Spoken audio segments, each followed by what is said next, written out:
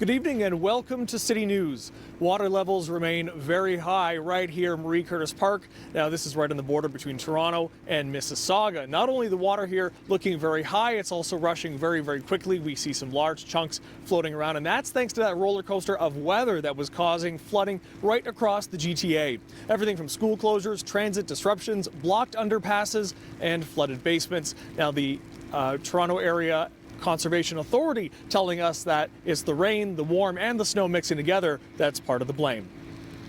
The reason why we're experiencing flooding right now is because this precipitation, even though it's February, the precipitation is falling as rainfall as opposed to snow. So when you do get these winter rainfall events, it increases the chances of seeing water level changes within the river, and that in turn obviously increases the risk of flooding, as well as increases the risk of ice jams. She says while the rain we've seen wouldn't be considered that much during the summer, it helps to melt the snow even faster during the warmer weather.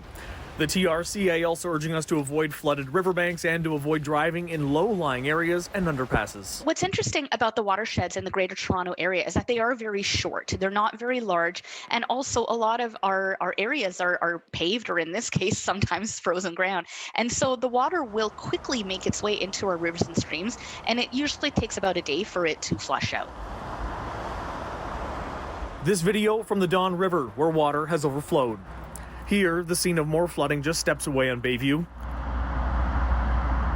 The City of Toronto also asking residents to clear catch basins in front of homes to help prevent surface flooding. Meanwhile, some transit snags, with the TTC reporting service disruptions at Castle Frank Station and Metrolinx reporting track flooding along the Richmond Hill line, as well as a complete washout of the Long Branch GO station, halting service until the early afternoon.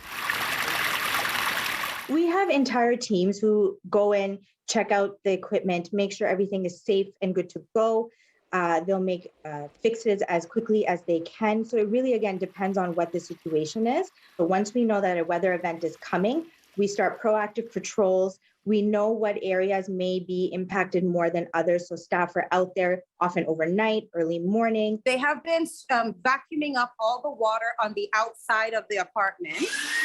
The water also comes through the foundation. This is a lot less than it was earlier today. Oh, this is our carpet is completely soaked. At the same time, Zara Hanif is showing us her first floor North York apartment. It's flooded again. She says since moving in over 6 years ago, it's becoming a more common occurrence, with her landlord and the city pointing fingers at each other. The water seeping in as drains are overwhelmed. I have 3 bedrooms and all of those bedrooms become compromised.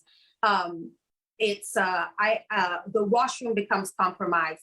I was sleeping on the couch last night and I woke up this morning. I fell asleep there and I woke up this morning and put my feet into the water. And this has happened multiple times. In the last year alone, I have flooded at least 5 to 6 times. The Conservation Authority again saying it should take about a day for the water to work its way through the system. Now we're also expecting things to cool down. They already are, with more frigid air on the way.